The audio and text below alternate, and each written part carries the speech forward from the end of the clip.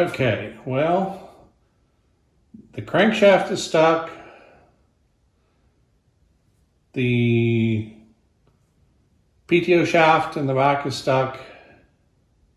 And it looks like the transmission is stuck. So I can't get anything to turn over to get it apart.